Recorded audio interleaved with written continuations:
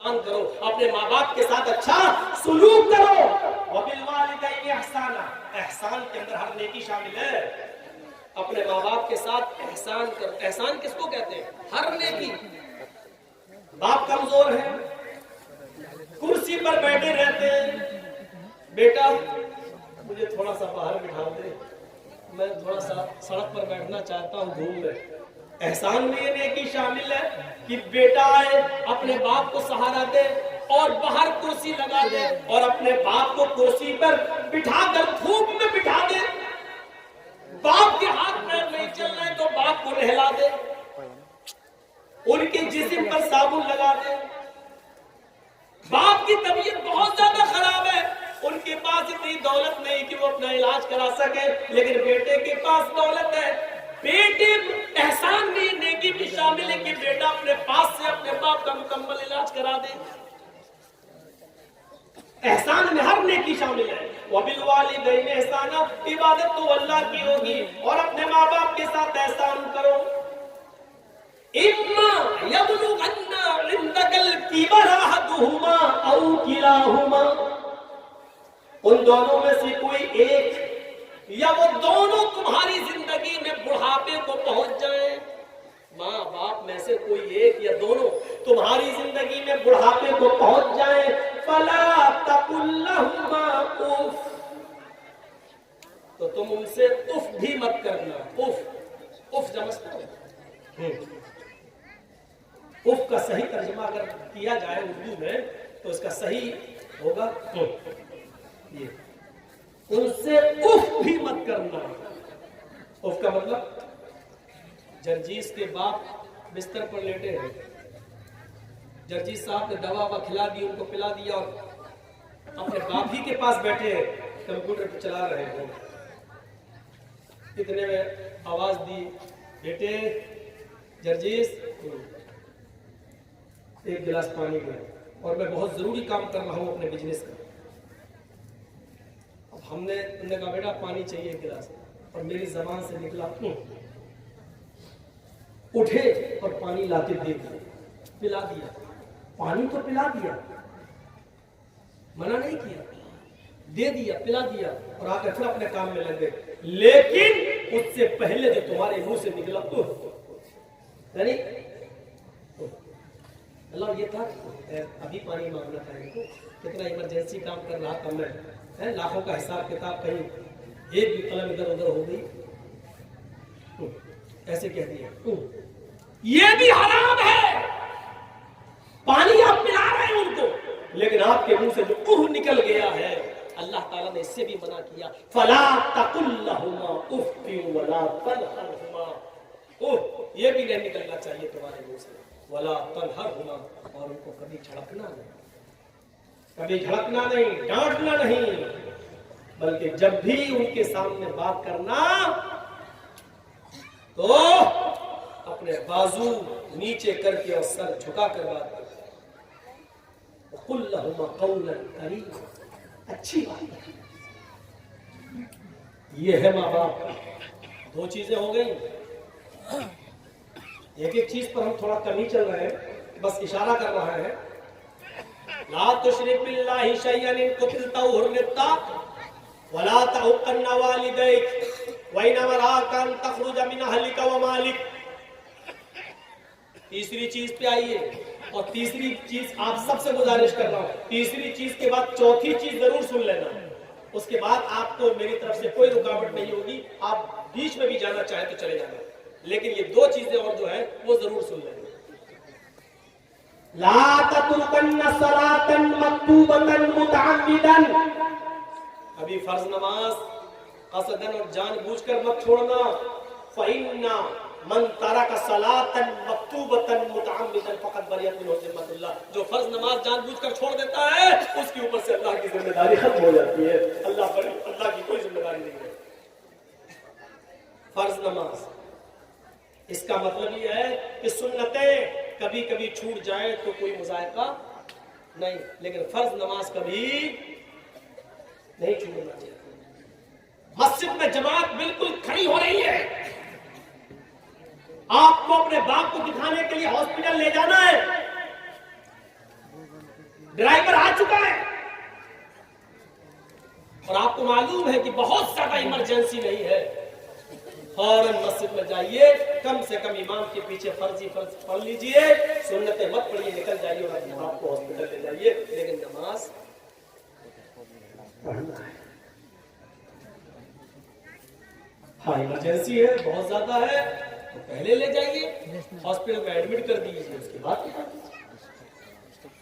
जरूरी नहीं है कि उस वक्त आप मस्जिद की तलाश करते फिरें, जहां जगह मिल जाए वहां पढ़ लीजिए आप, लेकिन नमाज पढ़ना है।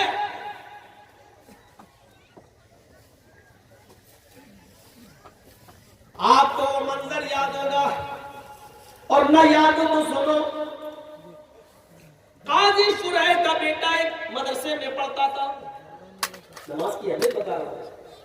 काजी शुरैह, हजरत अली ने काजी बनाया था, जबरदस्त फैसल जज। काजी शुरैह का बेटा मदरसे में पढ़ता था।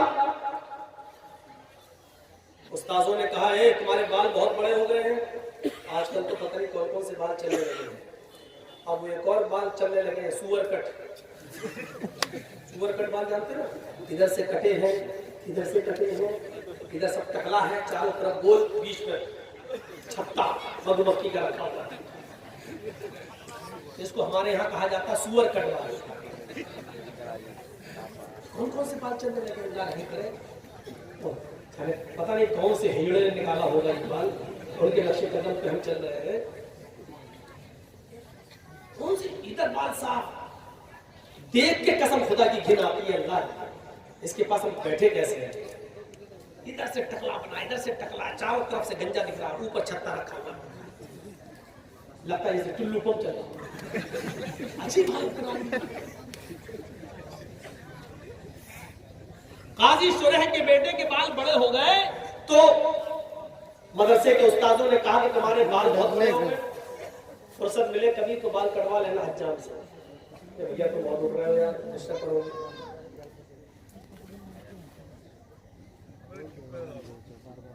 तो बेटे ने कहा ठीक है, काजी शुरैह का बेटा कहा ठीक है। एक दिन उसको फुर्सत मिली तो निकल गया, उसने सोचा बाल कटवा के जल्दी आ जाता हूँ, लेकिन हज्जाम ने उसको दुकान पे बिठा लिया, बेटे बैठ जाओ, एक आदमी के बाल काटने के बाद तुम्हारा नंबर आ जाएगा। इत्तेफाक देखिए, जैसे वो आदमी उठा इनका नंबर आया, काजी शुरैह के बेटे का नंबर आया, वैसी अजान होने लगी मस्जिद में, लेकिन उसने बाल काटना शुरू कर दिए थे। अच्छा उस जमाने में घड़ियां भी नहीं थी कि देख ले चल नमाज के बाद आऊंगा, अंदाजा ही नहीं हो पाया, बाल कटना शुरू, इधर आसान शुरू, जब तक बाल कटे तब तक जमात खत्म। काजी शुरैह का बेटा बाल बनवाने के बाद, हजामत करवाने के बाद जब मदरसे आता है, क्या देखता है कि जमात खत्म हो चुकी है, उसने वुजू बनाया और मस्जिद के अंदर अकेले नमाज पढ़ लिया। नमाज पढ़ा अकेले, सूरज भी गुरूब नहीं हुआ था, थोड़ी सी देर हुई थी बस, अकेले नमाज पढ़ लिया, लेकिन जमात छोड़ दी। मदरसे के असातिज़ा ने पूछा कि तुम कहां थे, उसने कहा बाल बनवाने में देर हो गई। मदरसे के असातिज़ा ने इसको उज़्र नहीं समझा, नहीं ये कोई उज़्र नहीं है, तो तुम्हें सजा क्या दी जाए, सजा के लिए तुम्हारे बाप को ही लेटर लिखता हूं, शहर के काजी है, सबसे बड़े जज है, देखे तुम्हारे बाप तुम्हारे बारे में क्या फैसला सुनाते हैं। और सुनो नौजवानों, और अगर उनके माँ बाप जिंदा है तो सुने, मुकदमा हजरत शुरैह की अदालत में आता है, काजी साहब आपके बेटे ने ऐसे वक्त में बाल कटवाए कि असर की अजान होने लगी, आपका बेटा जब बाल बनवाने के बाद मदरसे में आया तो जमात हो चुकी थी, उसने बाद में नमाज पढ़ ली। आप खुद फैसला कीजिए कि जमात छोड़ने की सजा उसको क्या दी जाए। काजी शुरैह ने उस लेटर के पीछे एक फैसला लिख दिया और अपने कासिद, अपने एलची के जरिए एक मोटा डंडा देकर भेजा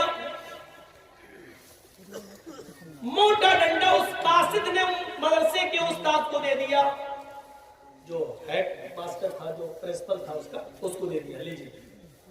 और लेटर में सजा लिखी हुई है। खत पढ़ता है मदरसे का प्रिंसिपल, तो उसमें लिखा हुआ है, आए प्रिंसिपल साहब, सदर मुदर्रिस साहब, अमीद मोहतरम, मेरे बेटे ने ऐसे वक्त में बाल कटवाए जिसमें असर की अजान का वक्त करीब था, लिहाजा बज़ाहिर मेरे बेटे का कोई उज्र नजर नहीं आ रहा है, यह उज्र शरई नहीं है। उसने जमानत तर्क की, आमदन और जानबूझकर तर्क करना माना जाएगा। बाल कटवा रहा फिर भी जानबूझकर तर्क करना माना जाएगा। लिहाजा इस आमदन और जानबूझकर नमाज तर्क करने की सजा मैं ये सुनाता हूं कि जो डंडा मैंने तुम्हें भेजा है, इस डंडे से मेरे बेटे को इतना पीटो कि ये डंडा 3 टुकड़ों में बट जाए, इस डंडे के 3 टुकड़े हो जाए। मोटा डंडा, ये अल्लाह ने कहा टुकड़ा मार छूट जाए, मोटा डंडा 3 टुकड़े हो जाए। हाँ, लेकिन जब डंडा 3 टुकड़े हो जाए तब मेरे बेटे को पीटना छोड़ देना।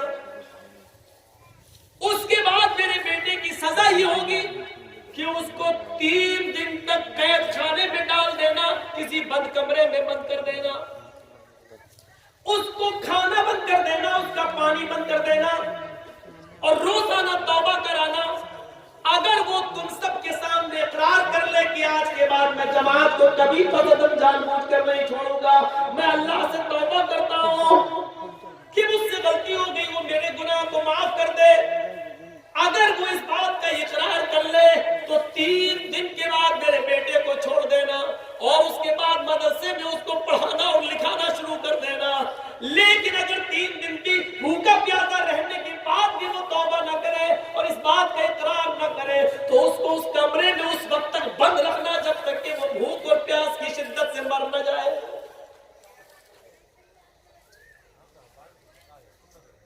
एक वक्त की नमाज, और नमाज नहीं छूटी थी, नमाज तो पढ़ लिया था, जमात छूटी थी।